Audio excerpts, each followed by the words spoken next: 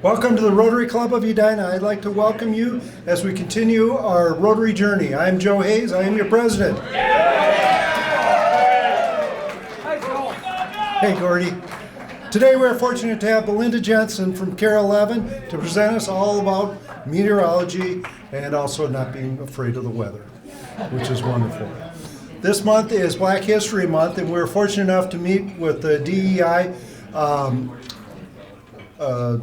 group yesterday, and Abel from the Black Chamber came and spoke, and he spoke to us about trying to partner on the 10,000 Black Business Project. It's a project, so in 5 years they'd like to raise $10 million to raise some capital to assist Black businesses in their great need for capital. Tied in with microgrants.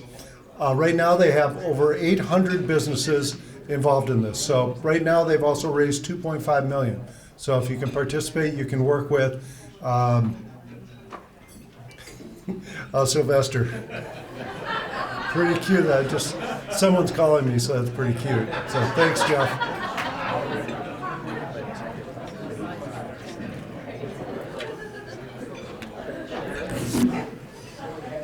Our meeting team today was our front desk and guest intro will be Greg Rich. Gregory Rich, he has a big job. Lots of guests here. This is fantastic. Very exciting. Meeting guest hosts, all attendees. Greeter and invocation, Nick Van Beek always comes through. Greeter and thank you to the speaker, Vinita Steffel. Speaker introduction, Mark Jensen. Photography, Rich Kelber. And the AV team, Chris Liskowski. So happy birthday to my dad. He'll be 94. Passed away in 2000, just a great dad. Member Spotlight, Hannelore Brucker went to Istanbul on a work event, and industry trip that took her to Istanbul and visited a Professor Kurt Biddle, an archaeologist exhibit, which she visited, and he's from her hometown, so she wanted to show a couple of pictures from that, so that's pretty cool. If you'd like to talk to her more about it, I'm sure she'd love to talk to you. Member Spotlight, Rotary Awareness Day down at the Capitol, which was very well attended. I understand even Michael Stanzik went down there and he had an opportunity to get hacked on his parking app, so that was a lot of fun, wasn't it, Michael? Organized the whole thing.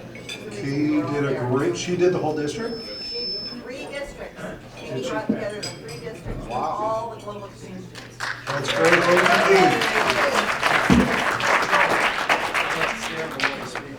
Okay, don't stand by the speaker. Member Spotlight tied in with our global United Rotary Global Scholar. We have some scholars that part of their capstone, they went to Vietnam and traveled to learn more about the culture. Jed and Carolyn looked like they had a great time. So this is a global scholar that Josh Sprague had the vision 4 years ago, and he needed buy-in from Sam Thompson, Michael Stanzik, and myself. And we all feel very fortunate that he had this great vision, and this is a program that the Edina School Districts will be able to fund moving forward. So it was a great move and really appreciate everybody's support on that. Person who's in charge of Global Scholar is Lindsay Smaka, who is AFS Global Educator of the Year 2022. This is a very, very big deal and we're very proud. That's fantastic. So she's our lead on that. So does anybody know what AFS stands for? Close. I had to ask. No, it means it's Veterans Ambulance Corps. Tied in with World War II. American Field Services Ambulance Drivers, and how AFS was transformed from a wartime humanitarian organization into a groundbreaking international secondary school exchange, volunteer, and intercultural learning organization, which is very cool, which ties in Lindsay and Queen Elizabeth, who also was a driver. There you go. You like that? Yeah, thank you, Joe. Greeter and invocation, please stand for Nick Van Beek.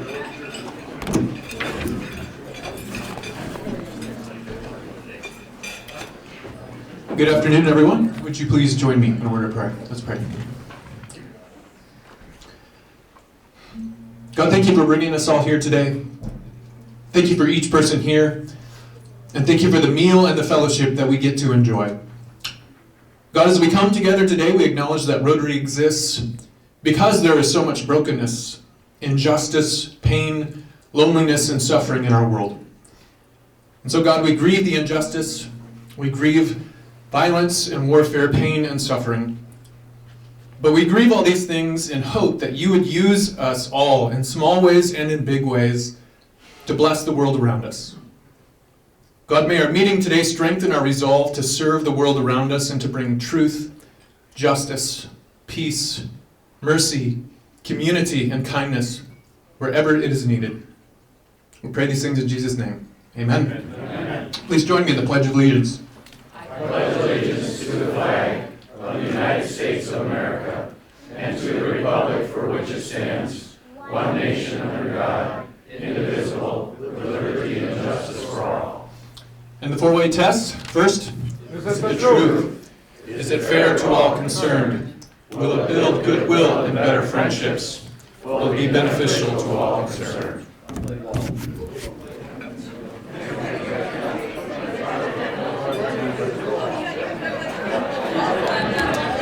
Okay. First time I've done this, so if I screw it up, feel free to throw a piece of shrimp at me or something. No worries. We have a lot of guests today, which is fantastic. So I will start, if I may. David has brought a couple of people with us, Hillary and Sophie. If you guys could stand up and tell us a little bit about yourselves, it'd be fantastic. Can you stand up? Just stand up. You stand up. This is my neighbors, Sophie and Hillary. And Sophie is the budding meteorologist. She's very interested in clouds and sunshine and rain and all the different physics associated with the meteorological system. So when I heard that our good friend Belinda was going to be speaking, I didn't want her to miss it. And this is her mom, Hillary, and she's a pharmacist, and they live across the street. Wonderful. Let's see. Now we have Doug Steen is a guest of John Barnett. John, Doug, there we go. Can't anymore until the end of the meeting. Doug's our new general manager. It's great to have him here. I'm looking forward to the meeting. Welcome. Okay, Kelly Burnett has brought Allison Briggs with us. Hello, sorry. This is my good friend Allison Briggs, and she is also with the Edina Community Foundation. She's checking out Rotary today.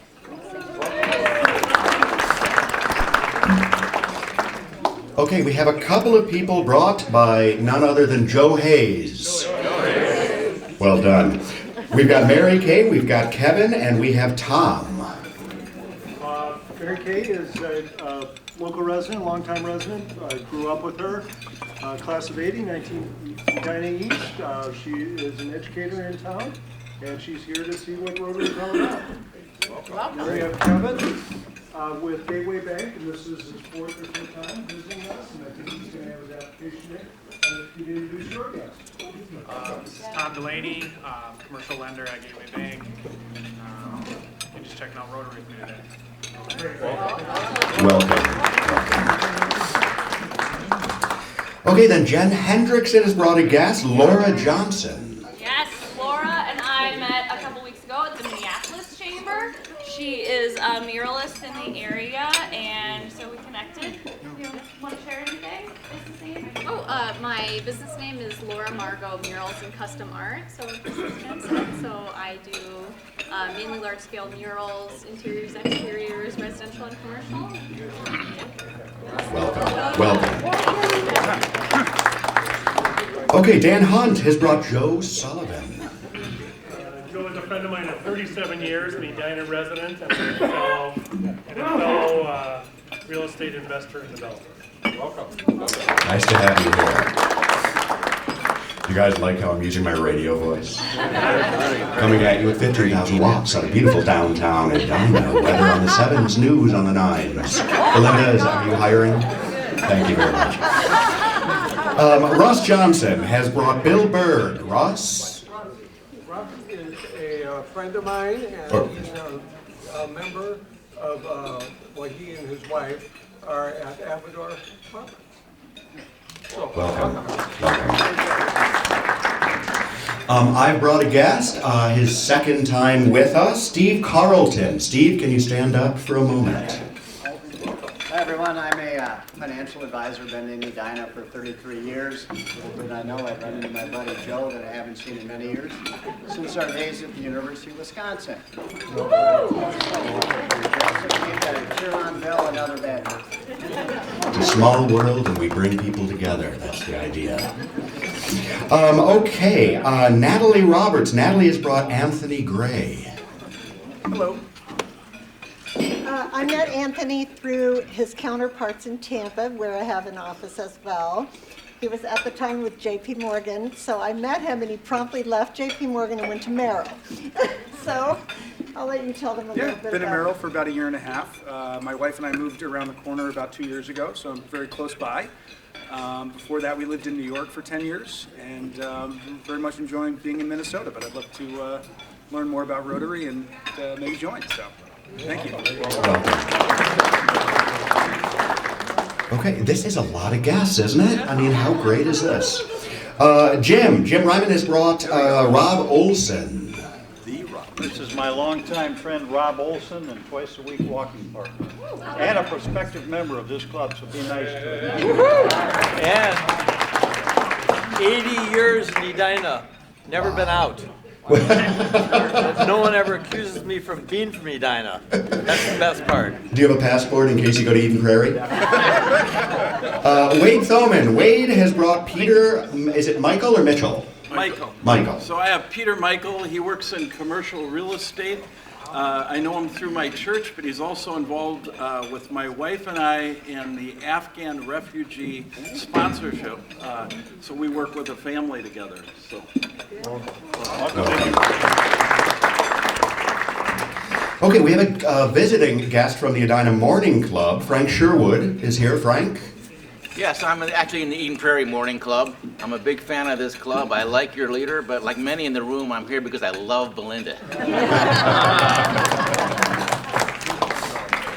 And then we do have some very important supporters of Rotary with us today. If you guys could all stand up, please.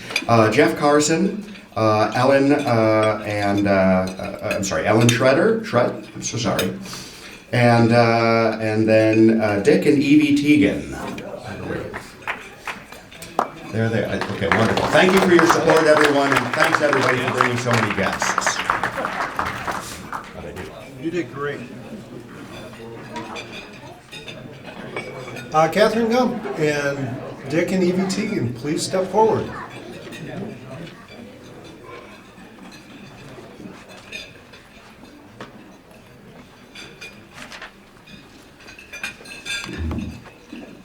I am delighted.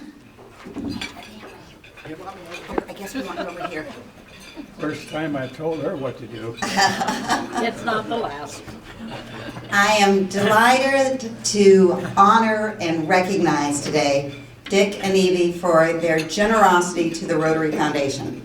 They became major donors in October, and I really appreciate, especially Dick has been giving monthly for many years to reach that level of major donor.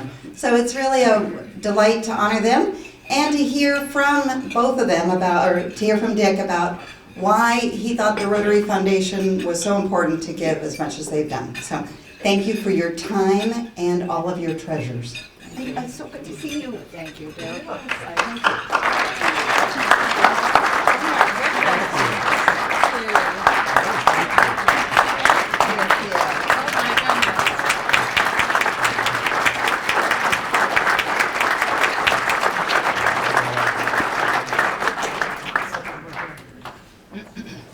thank you. First of all, I must introduce Emmy. And for the record, as of last August, we have been married 70 years. 70. 70. 7-year-old years. And I'm going to speak today, though, on my commitment and my feelings for Rotary. In 1989, Evelyn was nominated as U.S. Ambassador to 4 island countries of the South Pacific. And she was nominated by George H.W. Bush, number 41. So we sold we sold our house in Edina, we sold our cars, and we put everything in storage, and we moved to Fiji in 1989. And just to give you a little definition of Fiji to begin with, that was the country where the embassy is located. And Fiji has a population of just under 1 million people. They have 200 islands, and 2 of the islands are very large, and they're mountainous, if you will. And the vast majority of the people live on these 2 islands. Fiji, believe it or not, has 8 Rotary clubs. 8 Rotary clubs. So we were there a few months, and I got a call from a Catholic priest who was a member of Rotary North of Suva. And he said, would you and your wife come to a meeting with us where we're celebrating our Christmas, and we'd like you to dress up as Father Christmas. So we did, we attended, and then shortly after that, they asked me to join Suva North. And shortly after that, Evelyn was the first woman to be a member of the Suva Downtown Rotary Club, which was the largest Rotary Club. First woman member. In the time we were there, they probably added in the 8 clubs at least a dozen women. But she was the first. And so I was a member of that Rotary Club, Suva North, for essentially 3.5 years. And during the time, Suva is a mix-up of population of about 60% African Native people and 40% East Indian people who were indentured about 1900. And after their indentureship, they stayed in Fiji because it was much more comfortable for them to stay in Fiji than to move back to India, where they had nothing. And so there is a bit of competition between the heritages. However, they work together very well at the grass level versus the political level. And but they do not intermarry, but get along very well. So during the 3.5 years, I was a member of this Suva North club. I did a number of projects, but probably the most significant one was a fundraising project where we raised $75,000 to revamp the YMCA office and gymnasium and make it the first youth center for Fiji. And we got a lot of money from the 14 embassies in Fiji, and we got quite a bit of money from the embassies, but we also got $8,000 from our friends in Edina Rotary. And we built that, and it is still operating today very successfully. And then in 1993, Abby's term was completed, and at that time, a group of diplomats came from the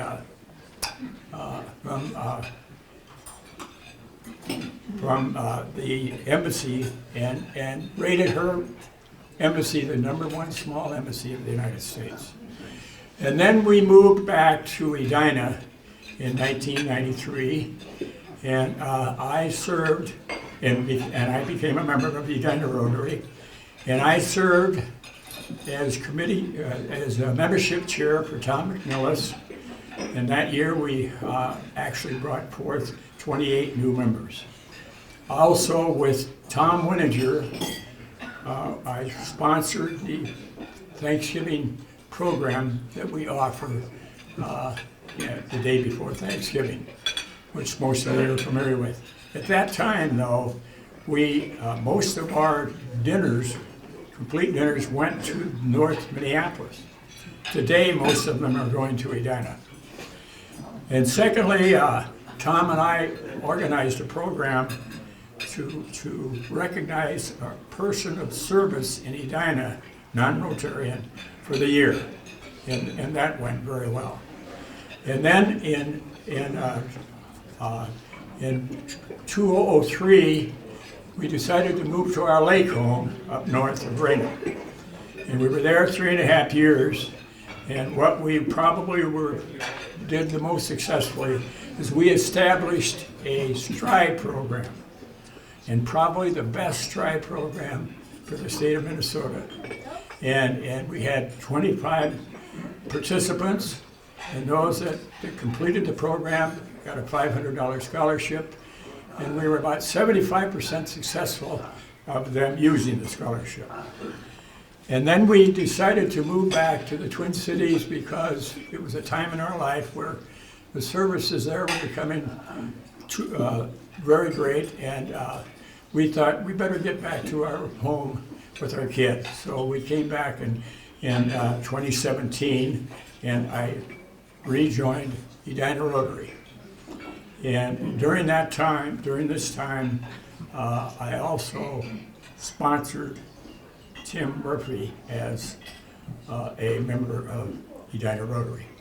So he's watching me pretty closely here. So I'll finish it here by saying that I've been involved in two international grants since I came back. The first one is in South Africa. It's an orphanage, and we provided for a brand new laundry building all of the industrial laundry equipment for $15,000 and $15,000 from another Rotary, so $30,000. And now we just submitted a grant for a second small international grant, and I want to thank especially Dan Mott, because I wandered around on this thing for several months, and finally he stepped in and took over and helped me guide us through all of the steps to get it completed. So my final comment to you would be, I believe in the humanitarian mission of Rotary.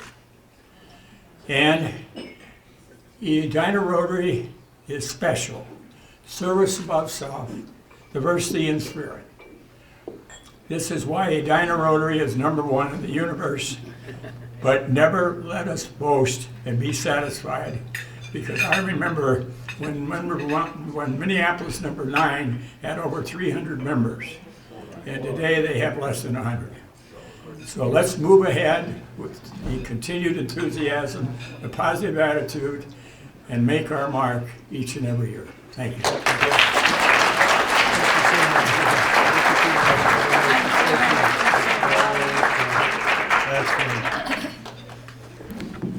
Little meeting notes. Erica Ellenberg, you got cut. Erica's our membership chair. She does a great job. This is kind of proof that we are gaining some ground on prospective members. This meeting will go long, and if you need to leave at 1:30, please be respectful and sneak out quietly. And we have Renee.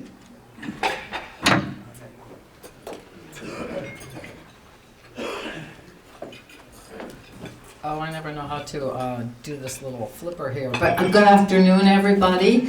this year, our International Grants Committee wanted to, one of our goals really is to inform you, update you on how we're spending your money. So we want you to know how your generous giving is influencing people around the world. So today we have with us Alan Schrader and Jeff Carson from the Brooklyn Center Rotary Club. Back in June of 2022, we gave them a $2,500 donation for the, I can never remember this, Mango Community Farm Project Haiti. And so today, Alan and Jeff are just going to give us a little update on how we've influenced the world. Thank you. Oh, and then, yeah, click here, click. Clicker, we need clicker just stand up here. We need clicker help. Okay. Good afternoon. Thanks for having us. Jeff and I are longtime law partners in Brooklyn Center, and we're part of a small but mighty club in Brooklyn Center. And we just wanted to come and say thanks for the contributions that you've made to our projects. And I have a few pictures just to show you some of the progress that we've made. So this is our sewing center, and that's how we got our start in Haiti. I've been working in Haiti for about 20 years. A lot of you are familiar with Days for Girls. It's a reusable menstrual pad project. These are some of our Haitian women, our mighty Haitian women that are seamstresses and educators. We provide menstrual health education at the time of menstrual kit distribution. The impact of this project is great. The education that's provided to girls and women at the time that they receive the menstrual kits is very impactful. It's providing work for Haitian men and women who sew the menstrual kits. Oh, I've got it. So we got a donation of vegetable seeds from Baumgart's. It's a farm and fleet store based in Sioux City, Iowa. Some of you might be familiar. So we got that donation about 4 years ago, and we kept getting these seeds every year, and we would take them to Haiti. And so then that led us to an opportunity to write a small international grant for a water project. So we got money to dig some wells and put in some solar irrigation. The only thing we were missing was some land. So my husband and I pooled our funds and our friends' funds, and we purchased 21 acres in northern Haiti. This is a house where the gardener and the farmers live on site of Mango Community Family Farm. The goal is to have community members have access to the land and the seeds and the water and the education that's provided by our agronomists. We bring teams to Haiti. If you've listened to Haiti in the news, about Haiti in the news, southern Haiti around Port-au-Prince is difficult right now, but fortunately we're in Cap-Haïtien, which is in the north, and we can travel there frequently and freely, and it doesn't really feel any different than it normally does. And I just came back from Haiti. I'm here to work for a few weeks, and I'm going to head back down in just a couple more weeks. And this is a team building some chicken brooder houses and chicken tractors. You see there in the background, that's the tractor that we purchased with our last grant application, and your club contributed to that, so thank you very much. Not only is this tractor being used for land preparation at Mango Community Family Farm, but it's loaned out or leased out to neighboring farmers, because as you can imagine, there aren't many tractors in Haiti, and I've never seen a brand new one, and that's what we have here. It just arrived in December. Jeff took a trip to Haiti with us in April of last year. One of his first comments is, how can you possibly prep this land without a tractor? And so in December, so just many months later, there was a tractor on the ground, and there it is. These are the chicken tractors that will be moved around the land and house the chickens. This is part of our team from the US with our Haitians. Working together is just a super impactful thing to do. The mountains that you see in the background, that's the view all around the farm. It's just beautiful. Here's some produce that came off of the land. Here's the tractor. This is a greenhouse that we just built when I was there a couple of weeks ago. Super important because the sun is so hot that to start the seedlings, it's important to have it under that shade cloth. We have bee boxes on the property. We're just ready to install some bees. These are some of the gardens, more of the produce. There you see the tractor being put to good use, hoisting people up to put the shade block on the greenhouse. So here's the tractor, and we had a great time a couple of weeks ago. We had members of the Cap-Haïtien Rotary Club come to do a ribbon cutting. So that's what this is. This is the guest house where we stay. So any interest in coming to Haiti, there's some pamphlets and business cards by the photo in the back. And these are the accommodations, and that's my morning view for coffee. Any words, Jeff? Hard to beat that. I'm a 20-plus year member of the Brooklyn Center Rotary. I've been to Haiti. I saw what they do. I am the first one to use the word tractor, and that's my claim to fame. Thank you for your generosity.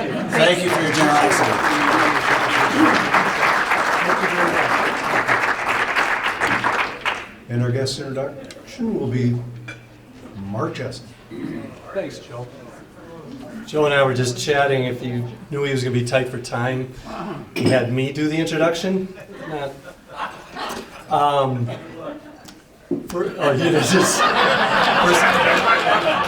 of all, on behalf of the entire Edina Rotary, we would like to extend our sympathies to the Care 11 family on the sudden loss of your sports producer and proud Golden Gopher alum, Andy Trowbridge. Our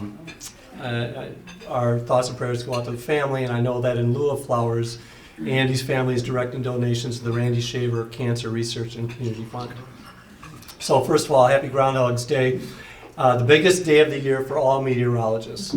I'll keep this introduction as brief as I can, but it's going to be a lot like Groundhog's Day for our audience, as I did a little research and discovered that Belle and I have a ton in common. First of all, there's an incredible coincidence of our last names, Jensen and Jessen, which is just freaky in the state of Minnesota. Less of a coincidence, but still fun. In our respective high schools, we were both voted President Smile, and we're both offered full-ride scholarships in track and field at Ivy League schools. We are both accomplished writers with Belle's wonderful children's books, and of course my Elite Gate notifications. Now, here's where our paths diverged. One of us going Gopher and the other Badger. Belinda obtained her AMS seal of approval for broadcast meteorology as a graduate of the University of Wisconsin at Madison with a Bachelor of Science degree in meteorology. She worked for the National Weather Service in Salt Lake City along with the ABC affiliate KTVX in Salt Lake City. She has done graduate work in secondary education through the University of Utah and enjoys serving her community through involvement in the schools, trying to involve students, particularly girls, in science. As an author, she has written 6 children's books about becoming weather savvy and helping kids with weather anxiety. In her youth, she worked at McDonald's, Afton Alps, and of course the Red Lobster.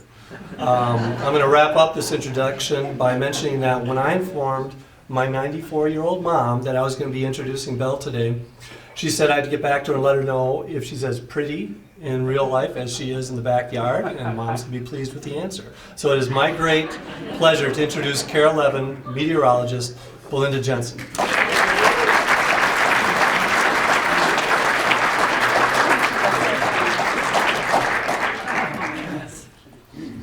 I wish I was track and field, but most of those other facts are right. Thank you, Mark. Thank you. Thank you for having me. I was remembering the last time I was here, and I think it was 10 years ago. It was a very difficult winter. So you guys just tend to invite meteorologists to come in difficult winters. So thank you for having me. And of course, if it was, there's so much weather in Minnesota. I mean, this is the Super Bowl of weather, so there's just no way that one station can handle it all. So we do divvy it up. And I do want to let you know that yesterday was the Care 11 day, and tomorrow it's Fox 9. So tell Ian that you're very upset about the 25 below wind chill that we're going to wake up to tomorrow morning. It's all his fault, not my fault. Well, happy Groundhog Day. It's funny because the groundhog did see his shadow, and there is going to be 6 more weeks of winter, but my line in the Pioneer Press this morning was, it doesn't matter what the varmint sees. It doesn't matter what the varmint is. It could be a sun prairie, prairie dog. It could be, of course, Phil. It doesn't matter. We always have 6 more weeks of winter here, so it doesn't matter if the shadow was seen or not, that's for sure. So, it is nice to be here, and I do appreciate you having me. I do have a couple of things to show you, a couple weather things. I'll talk a little bit about my books. And I know some of you were here last time, so I think I kind of told my little bit of a life story last time, so I don't want to bore you with that, but I'll kind of get into that as well.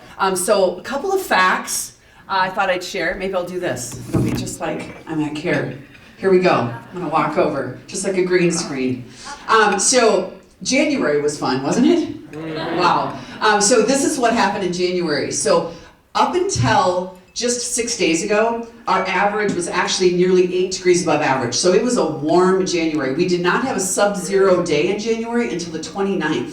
And when we look back at history, all the way back into the late 1800s, there were only 3 Januaries that were recorded that didn't have at least one sub-zero temperature. So we did have those cold days to wrap the month up, so that average did drop from almost 8 to 4 above average, but it was a warm January. Our average high was 26, our average low was 14.4. Our coldest temperature was just this past week at 8 below. And then of course the last column kind of tells the tale of what happened. Wow.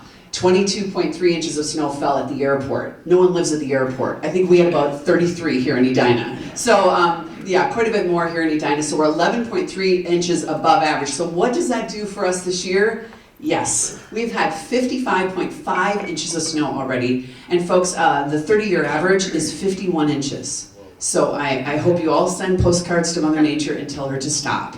But you know what, so it is, we're well above average for the year. Our typical today would be 30 inches. And our snow depth has been over 10 inches for over a month. So we all know that. Trying to get around, trying to get on sidewalks, trying to park the car. You can see St. Cloud is about 20 inches above, and then Duluth, well above. They've already had 80 inches of snow, and there's, what, 6 more months of winter in Duluth? Something like that. We all know that as well. So looking ahead, it is February 2nd, let's look ahead. So here are a couple of things. Typically in February we'd have 9.5 inches of snow, but the good news is typically we only have about 6 days that are sub-zero out of the 28. So I think we can take that. Yesterday's daytime high average 24, by the end of the month it's 34, and I did count, we gained 78 minutes of daylight this month. 78 minutes, hour and 18 minutes. We will take that every single minute. So when it comes to the CPC outlook for February, we're seeing colder than average in the Intermountain West. We're seeing another warm month. They basically have no snow in New York, Boston. It's amazing. They haven't had any winter at all. They're cold right now, but it's very short-lived. But it looks like February will be warm for them as well. And then we're sitting here in the middle, which means we have equal chances of both. But basically, it looks like it's going to be an average February. And the CPC outlook has been pretty darn good. I mean, there's certain years where we kind of throw it out the window, but this particular 12-month period, they've been doing a very good job. And when it comes to precipitation, it looks like there could be a lot of precipitation there in the central portion of the Kentucky and Tennessee region, but in Minnesota, northern Minnesota might get a little bit more snow than typical, but in the metro and south, it looks like a typical winter. Typical February, I should say. So that's that. Okay, so this is kind of a fun thing. After you get to after January's over with, and you flip the calendar, we typically only have about 7 days that are sub-zero. The most ever, I think the last time I was here. That was the last time I was here. That was a difficult winter. That was a winter when I think there was just mass exodus. I mean, people were packing their bags. It was a very difficult winter. Our average temperature between December 1st to February 28th, the average temperature was 9.4 degrees. And it also snowed 83 inches that winter. So I think a lot of people do remember how difficult that was. There were 19 days after February 1st that were sub-zero. And then the least, the years that had none, 7 years. And the last time that happened was in 2017. And to wrap it up, again tomorrow, Ian's in charge. And then for the weekend, it's Carol Levin again, as you know. That's just how it goes, you know.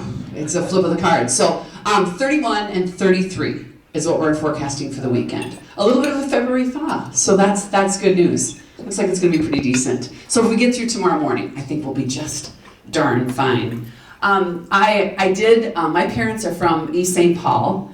They have been married 63 years. I am one of 5 kids. I was born in Apple Valley, but when I turned 6, we moved to the river. We moved to the St. Croix River, and I lived on that gorgeous river for my entire life, and what a great place to grow up.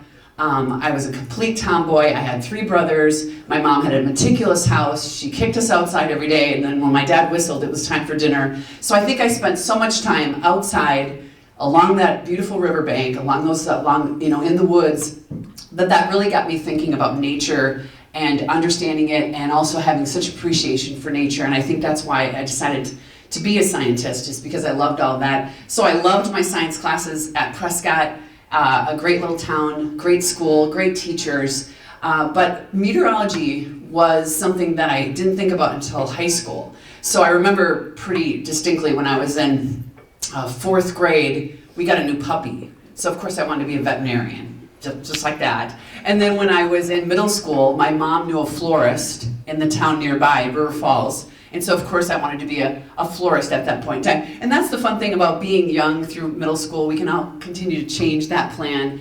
And then when I got into high school, I had this phenomenal physics teacher, Mr. Gavin, and he said to me, he was very funny, he's like, well, so Belinda, you're not as smart as your brother, but I do think, and he was great, he always teased a lot. He goes, but I really think that you have a knack for earth science. I really think you have a knack for science. I don't see you as an engineer, but I think you should think about, meteorology. You should write a term paper about it. And so he told me to write a term paper in 10th grade, so the only meteorologist that I knew was the one we watched, which was Paul Douglas. So in 10th grade, I called Paul Douglas on the phone, and he answered the phone. Thank the Lord. He answered the phone. I interviewed him. He hates when I tell this story. He's like, what? And now, of course, I have his job. But anyway, that's how it goes. So be careful. Don't answer your phone. You never know what could happen. No, but I did interview him, and I have that paper, and I quoted him, and I learned a lot about meteorology while I wrote that paper, and I did think that I could go there. I could maybe do it if I could handle the math. But Mr. Gavin also said, and then you can go to Madison. You can be a Badger, because that's what he was. And so that's where I ended up, of course, and it is one of the best meteorology schools in the country. Back then, there wasn't a school in Minnesota that had meteorology, but now we do get a lot of students from St. Cloud. So St. Cloud has a budding meteorology program. And so if kids are really interested in weather, they can stay in the state and go to St. Cloud, or they can be smart and cross the border and go to Madison. So, I'm just saying. And then I did go out to University of Utah to get my master's in meteorology because I thought I was going to be a teacher. And then I just basically fell backwards into television. I interned at KARE 11. Again, I called Paul Douglas in college, and he answered the phone. And what a wonderful man. And so I did intern for him. And I remember that summer I interned at KARE 11, which was 1988. I was in the newsroom. Pat Miles, Diana Pierce, Paul Majors, all the big hitters, of course. The newsroom was packed back then. We had reporters in every continent. Of course, there was a lot more money in news back then, and the whole world was different when it came to covering news. And I was like absolutely positive after that summer that I was never going to do that. Because I was like, I can't just figure out how to get myself all together and have the right clothes and do this thing every day. So it's kind of funny that it turned out that's exactly where I ended up. So when I was in Salt Lake City, I got a full ride scholarship for my master's program to research the Sahara Desert and find out how potentially the change in temperatures in the northern portion of Africa could lead to more hurricanes. And that's what I was supposed to be doing.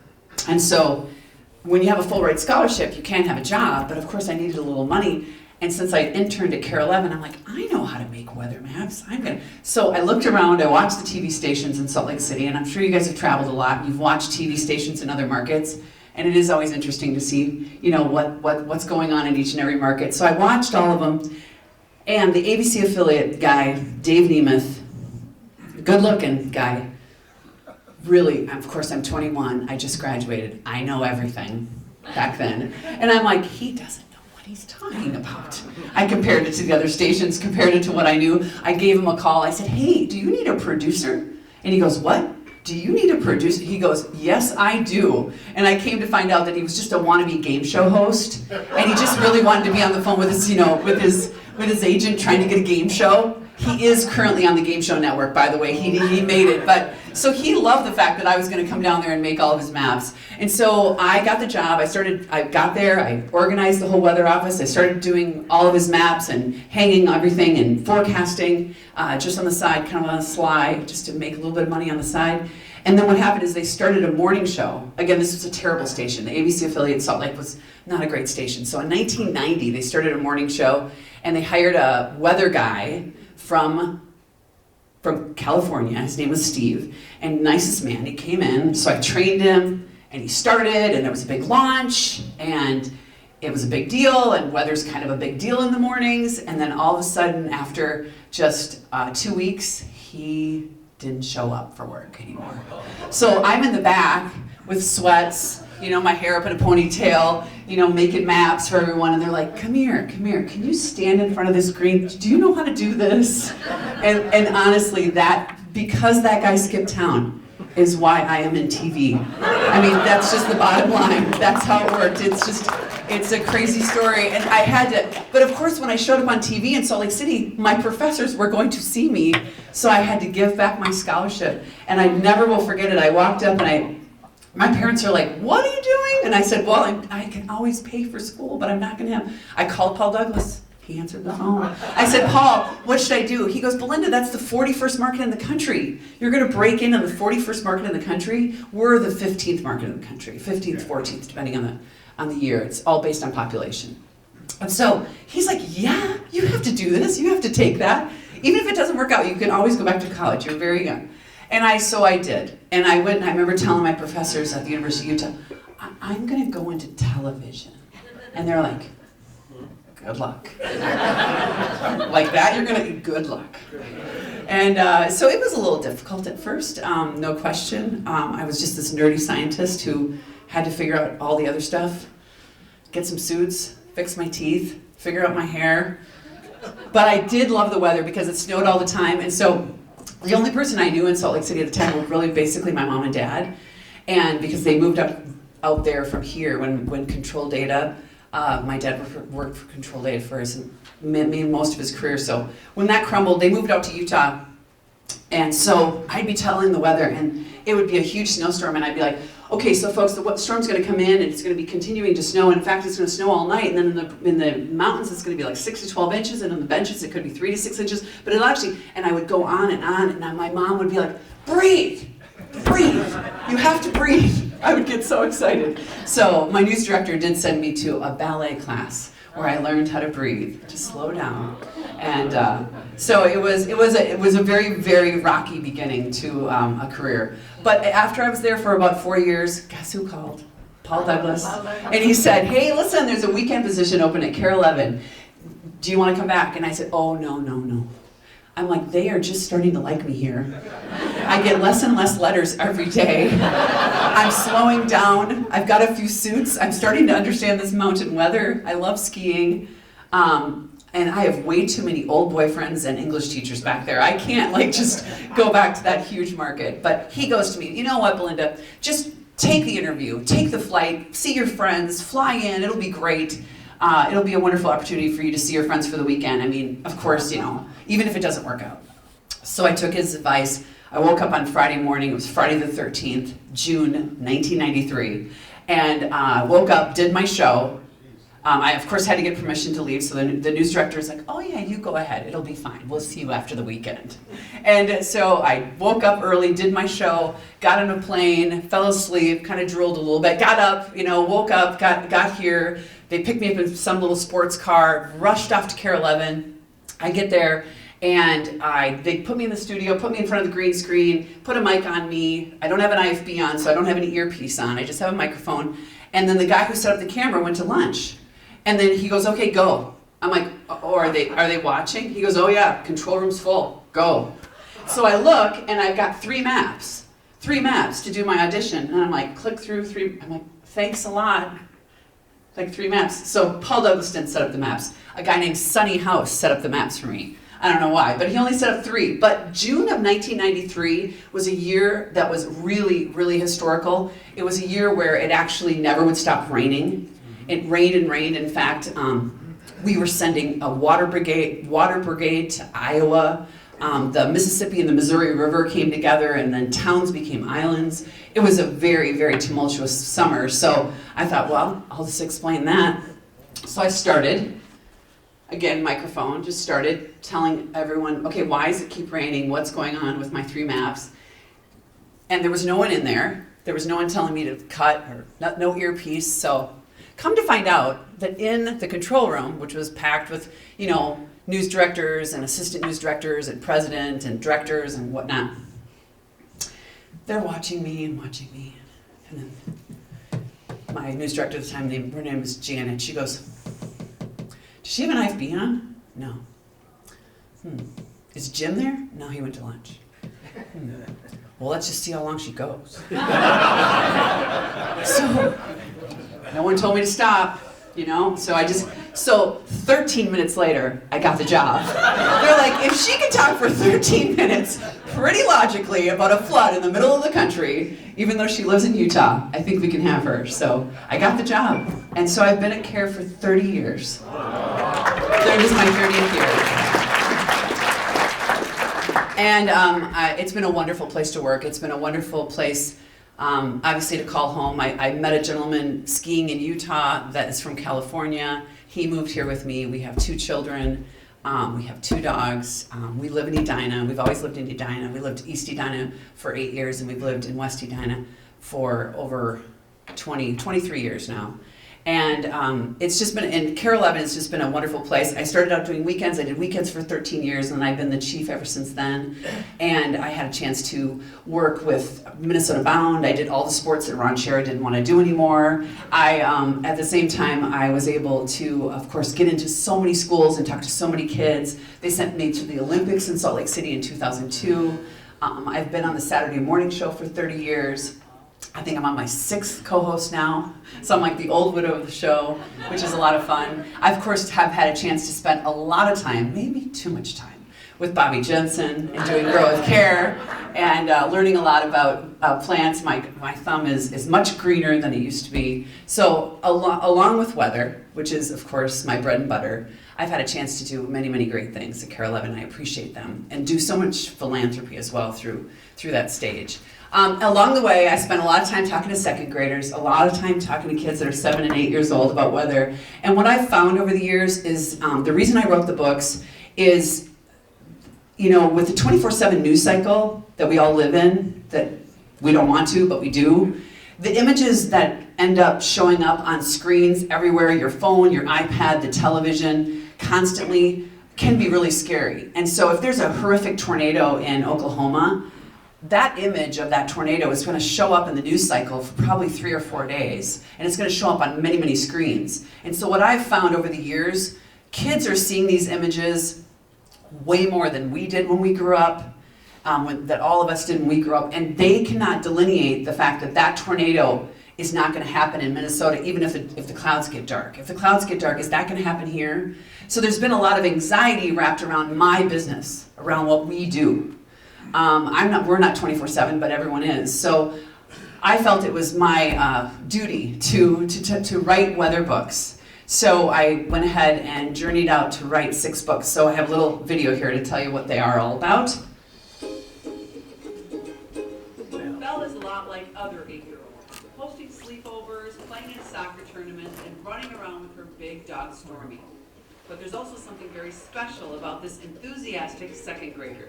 She's Belle, the weather girl. Belle is the one her friends all turn to when the weather turns bad. Whether it's talking about twisting tornadoes or to translate the clues in the clouds, Belle's mom, the meteorologist, has taught her a lot about weather facts, and Belle loves to share what she knows with her curious friends. Well, hi, I am the author of the Belle the Weather Girl book series. My name is Belinda Jensen, and I am a television meteorologist here in Minnesota. Well, I do the weather every night on a green screen, and you know, I've been doing this for 25 years. So in the winter, I talk about blizzards. In the spring, I talk about severe thunderstorms, and every once in a while, even tornadoes. You know, kids are always curious about the weather, but what I have noticed in my 25 years is they're getting more and more afraid. You know what? Not only kids can be spooked by the weather, but dogs can too. This is Keena, which, well, looks a lot like Stormy in the Belle the Weather Girl books. Keena is very afraid of storms.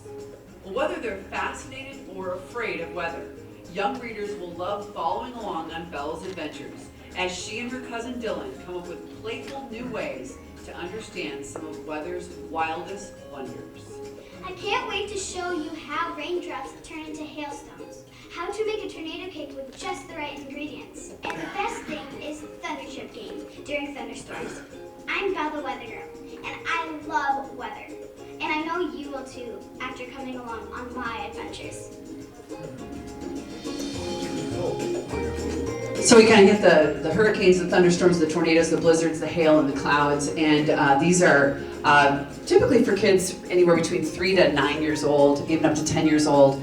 And what I found is these were the stories that when I was in the schools, these were the stories where I could see the light bulbs coming on. So I just took, the students are the ones who helped me really write it, because they were the ones that, like, if they started asking questions and they started brightening up and they started not fidgeting, I knew they were really interested. And so those 6 stories came out of really what I thought were the light bulb moments from so many school talks. And so I wrote it, and I explained the nuts and bolts of weather so that kids can delineate. They're like, oh, it's not going to storm today because we've got cirrus clouds, or it's not going to be severe weather because it's just going to rain this afternoon, but we don't have any big towering cumulus clouds happening, or and things like that, you know, and explaining blizzards, and of course hurricanes, really important to explain that as well. So it's been really fun. So since I wrote the books, which is 6 years ago now, I've had a chance to be in just countless schools with the books, and it's such a nice full circle, because now of course I've got those great visual aids. I used to just be using a chalkboard, you know, and that whole thing, and now I just go through these books and teach the kids and do an experiment, and I really get so much out of that. And so I really appreciate the fact that I've been in almost all of the Edina schools so many times, and it's a wonderful thing. And I love the fact that they are all into science, and it's important to make sure that they remember that, you know, girls can be scientists too. I'm one of those. You know, I always say, you think of a scientist, it's like the guy with the white coat and the crazy hair, and he's got microscopes, and he's just uber smart. And thankfully we have many of those people in our community, in our world. But you know what? I mean, my hair was messy when I woke up, but I combed it. And I'm not wearing a white coat. I'm wearing a black one tonight on Carol 11. But I know that I'm a role model because of that. And it's been wonderful to be that person and to show girls that girls, of course, can be scientists as well. Because girls are great at math. They just don't know that they are great at math, but they're great. And so I've had a chance to do that my whole career. And it's been wonderful. So that is a quick synopsis of me. Thank you. I appreciate it. How do we do on time? We're good. Okay. Yeah, good questions. Any questions for him? Nothing?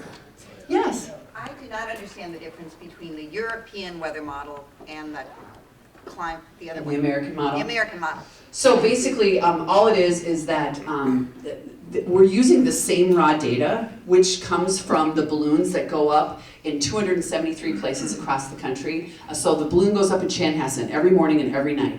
And that balloon has a box on it. And the box has instrumentation on there that measures every kind of weather variable. And so it measures it every 1/10 of a second from the surface of the Earth to the ionosphere. So it gives us a complete spectrum of temperature, or of information. And so that raw data goes into models. And all the models have different algorithms. So the European algorithm is one that they designed in Europe. And then the American model is one that we designed here. And there's actually 4 or 5 other models. And so we are looking at all of those models and contrasting and comparing and figuring out which one we actually believe, which one we have some faith in, and then based on that, it's basically, you know, a dartboard situation at that point in time. No, but it's a gut feeling at that time, because, you know, one of them can be completely out to lunch. So you throw that one on the ground and you move on to the next one. And then every 12 hours, you have a new full run of models. So you're looking back, you're looking forward, and that's what we tackle every day. So the European model's done very well this past winter. Yes? Belinda, what would you say is the news that you broadcast this evening for tomorrow, and then the next day, what percentage of that is actual? Yeah, You know what I'm saying? the 7-day forecast? Yeah. So, you know, the models have gotten so much better, the information has gotten so much better, everything is just so much easier to quickly look at that. Our accuracy rate up to 5 days is quite good. And after 5 days, you know, of course, it does differ quite a bit. So we were the last ones in this market because we stood strong and we're like, we're only going to do a 5-day forecast because that's all we believe in. And after 5 days, once again, it's a dartboard at that point in time. You know, we know a trend, but we don't know much else. But we were forced into 7 days because everyone else does 7 days. But 4 to 5 days, pretty good. Yep, absolutely. In the back. Belinda, how do you see climate change specifically affecting Minnesota? You know what? We'd have to be here a couple more hours to get into that, and then the sad truth is it's so politicized that I think 50% of this room would believe me, and 50% of this room would not believe me. That's just the bottom line. So you know what? There's so much data out there. I wish it was pure science. It's become so, as I mentioned, politicized. My degree is meteorology and not. See, the gods do not want us talking about this.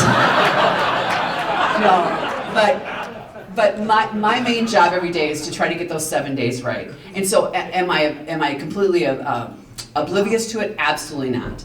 And but we cover it, you know, at CARE, and we do all the stories. It's just not during my 3 minutes because, you know, we live in the Super Bowl of weather. I've got a lot to talk about. So, but absolutely, it's something that we all need to be, you know, up on. We need to be understand, and I keep coming back to the whole thing is let's just be kinder to the planet. You know, give a hoot, don't pollute. Let's remember those things that we all grew up with, and those things really do matter on a small scale, on a medium scale, on a large scale. And I think that that is something that we need to continue that as well.